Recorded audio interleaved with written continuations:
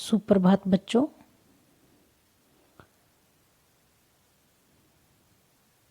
मैं समिता रानी, राजकीय वरिष्ठ उपाध्याय संस्कृत विद्यालय साबुवाना हनुमानगढ़ से आज हम आपकी हिंदी की पाठ्य पुस्तक वसंत भाग 1 का तीसरा अध्याय पढ़ेंगे, जिसका शीर्षक है नादान दोस्त। नादान दोस्त और इसके लेखक हैं प्रेमचंद। प्यारे बच्चों, यह एक कहानी है और इस कहानी को लिखा है महान कहानीकार, कहानियों के सम्राट मुंशी प्रेमचंद जी ने। आइए देखते हैं इस कहानी को। नादान दोस्त। प्यारे बच्चों, नादानी का क्या अर्थ होता है? कोई ऐसी शरारत, कोई ऐसा कार्य बिना सोचे समझे करना जिसका हमें परिणाम पता न हो। तो ऐसी ही कुछ ये कहानी है दो भाई बहनों की, केशव और श्यामा की, जिन्होंने कुछ अच्छा कार्य करना चाहा, अच्छा सोचा, लेकिन उसका परिणाम सही नहीं हुआ। कारण क्योंकि वो उनकी नासमझी थी। केशव के घर कार्निश के ऊपर एक चिड़िया ने अंडे दिए थे। केशव और उसकी बहन श्यामा दोनों बड़े ध्यान से चिड़िया को वहाँ आते जाते देखा करते। सवेरे दोनों आंखें मलते कार्निश के सामने पहुँच जाते। कार्निश क्या होता है? मकान का आगे बढ़ा हुआ भाग, जिसको आम भाषा में हम कहते हैं छज्जा या गैलरी।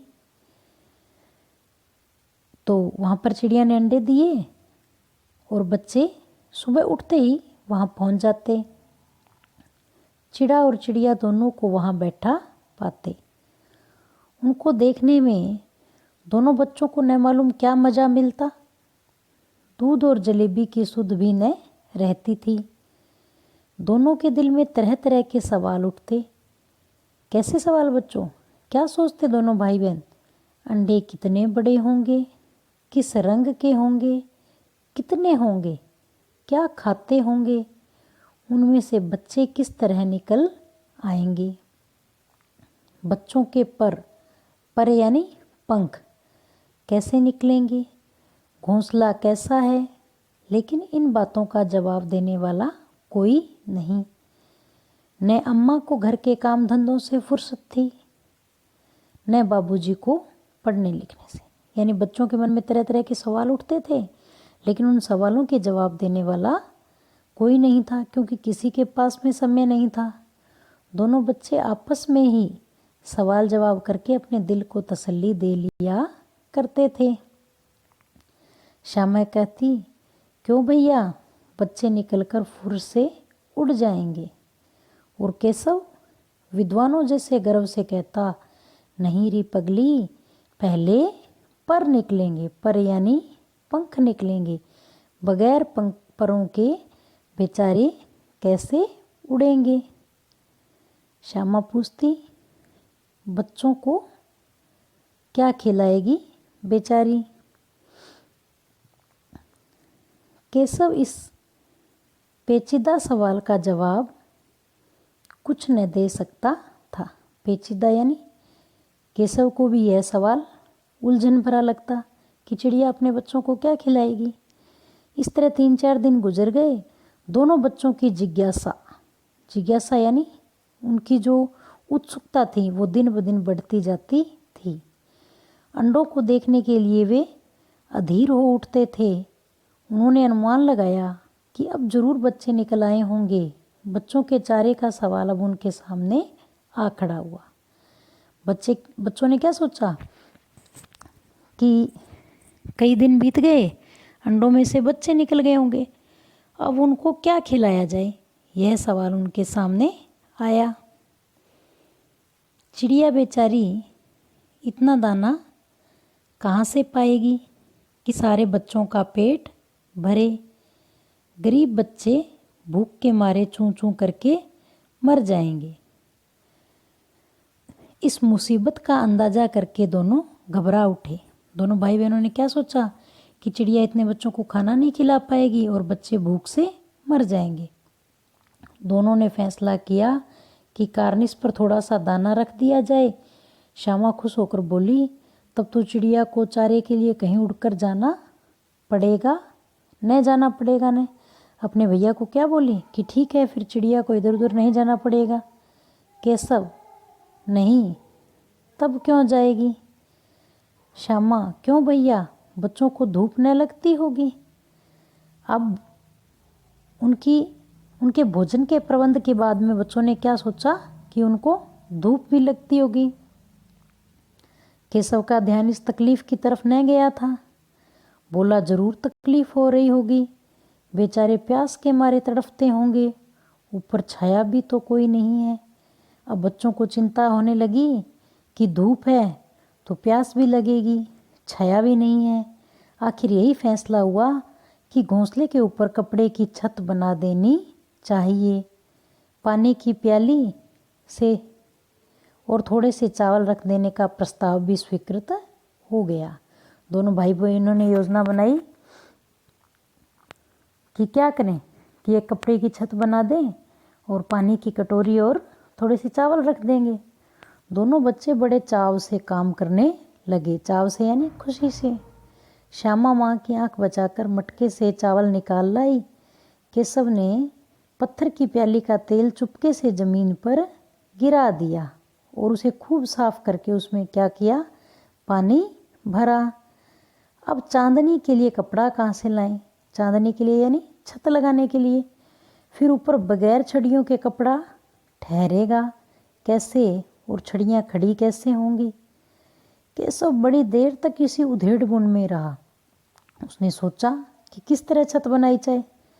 आखिर उसने यह मुश्किल भी हल कर दी। श्यामा से बोला, जाकर कूड़ा फेंकने वाली टोकरी उठा लाओ, अम्मा जी को मत दिखाना। श्यामा कहती है, वह तो बीच से फटी हुई है, उसमें से धूप न जाएगी।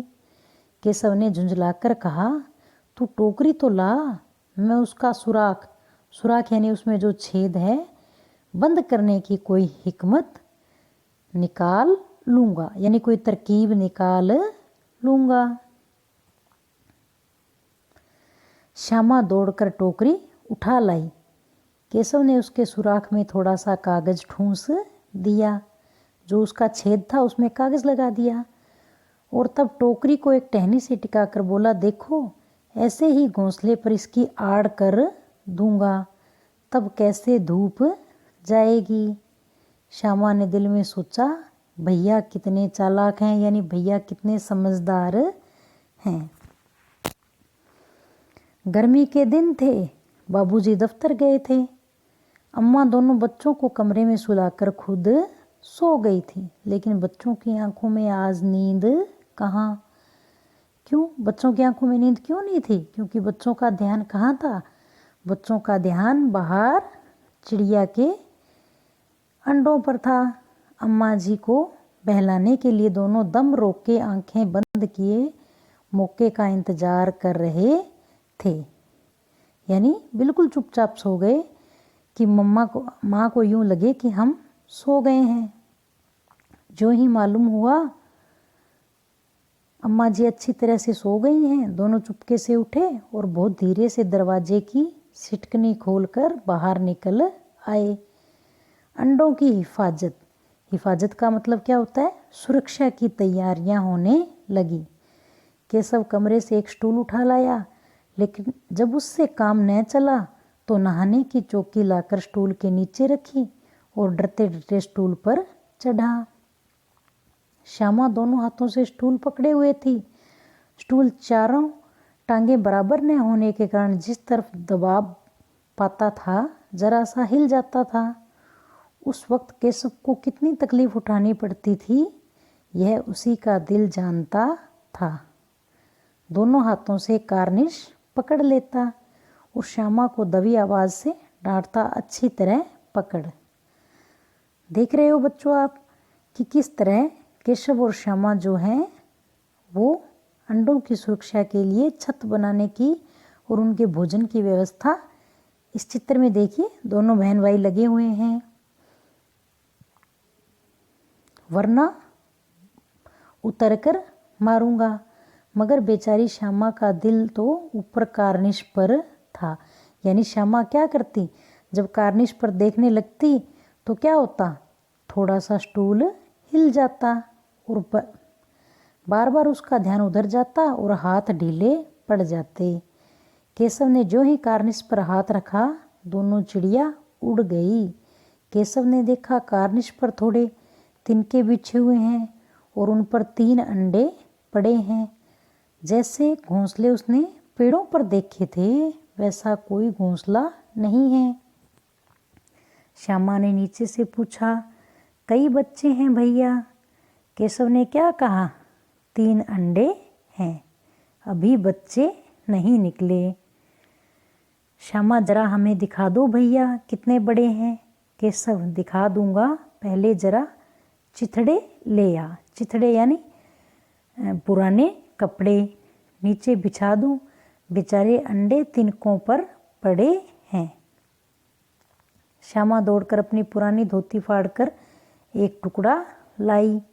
केशव ने झुककर कपड़ा ले लिया, उसकी कई तह करके उसने एक गद्दी बनाई और उसे तिनकों पर बिछाकर तीनों अंडे धीरे से उस पर रख दिए। श्यामा ने फिर कहा, हमको भी दिखा दो भैया। केशव, दिखा दूंगा, पहले जरा वह टोकरी तो दे, ऊपर छाया कर दूं। श्यामा ने टोकरी नीचे से थमा दी और बोली, अब तुम उतर जाओ, मैं भी तो देखूं। केशव ने टोकरी को एक टहनी से टिका कर कहा, जा दाना और पानी की प्याली ले आ, मैं उतर आऊं तो तुझे दिखा दूंगा। श्यामा प्याली और चावल भी लाई। केशव ने टोकरी के नीचे दोनों चीज़ें रख दी और आहिस्ता आहिस्ता यानी धीरे से उतर गया। श्यामा ने गिड़गिड़ा कर कहा, अब हमको भी चढ़ा दो भैया। केशव क्या कहता है, तुम गिर पड़ेगी। श्यामा फिर कहती है, नहीं गिरूंगी भैया, तुम नीचे से पकड़े रहना। केशव, न भैया, कहीं तू गिर गिरा पड़ी तो अम्मा जी मेरी चटनी ही कर डालेंगी, कहेंगी तूने ही चढ़ाया था। क्या करेगी देखकर, अब अंडे बड़े आराम से हैं, जब बच्चे निकलेंगे तो उनको पालेंगे। दोनों चिड़िया बार बार कार्निश पर आती थी और बगैर बैठे ही उड़ जाती थी। केशव ने सोचा, हम लोगों के डर से नहीं बैठती, स्टूल उठाकर कमरे में रखाया, चौकी जहाँ थी वहाँ रख दी।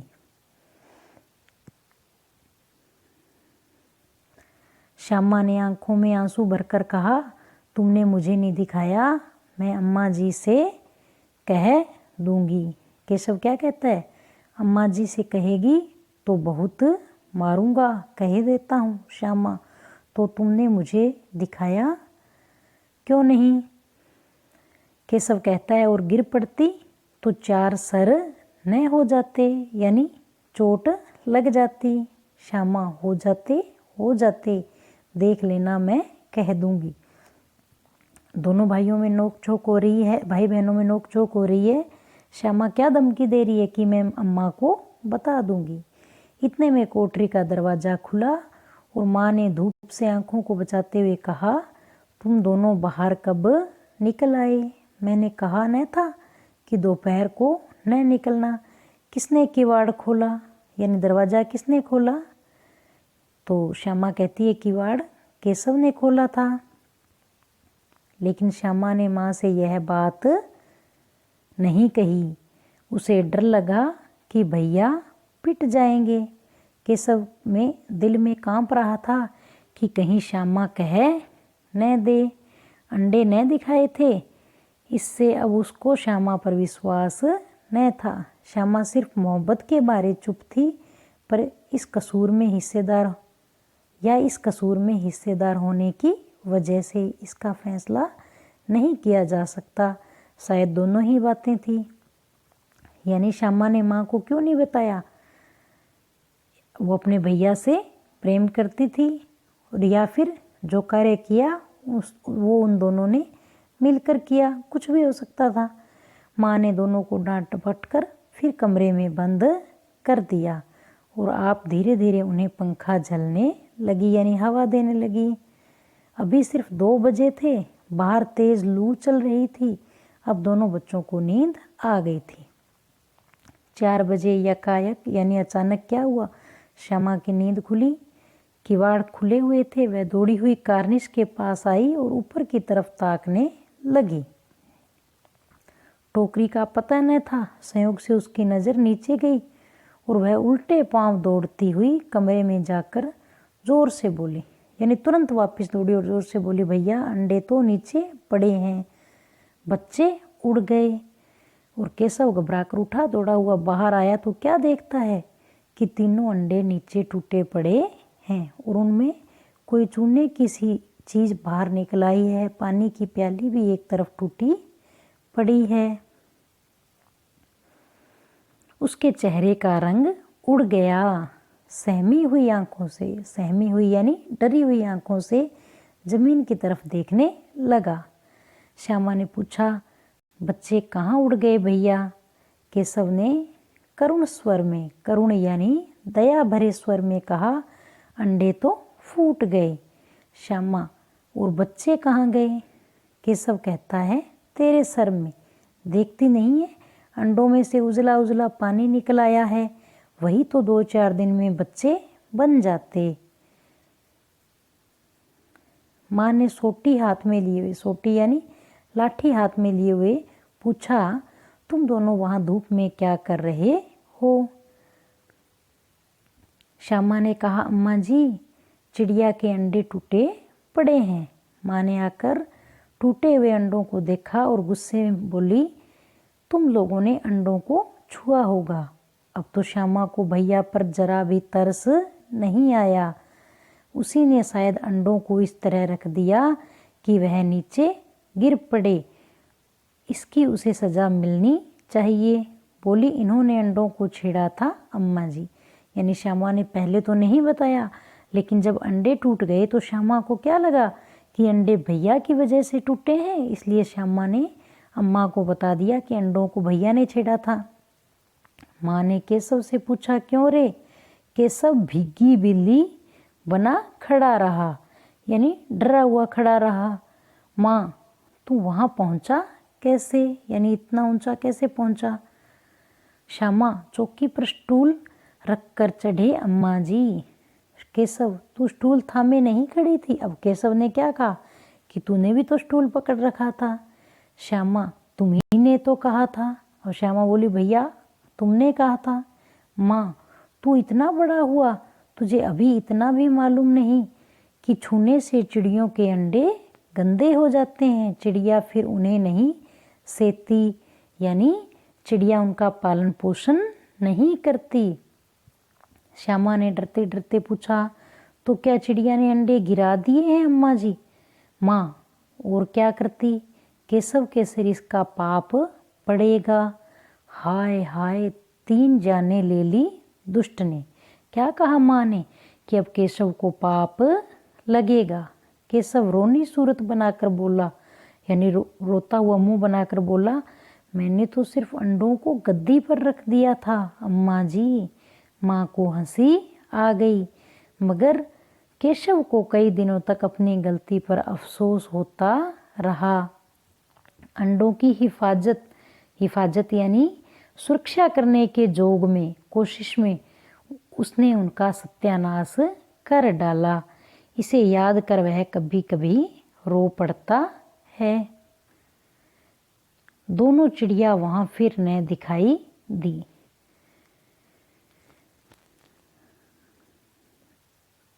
धन्यवाद बच्चों।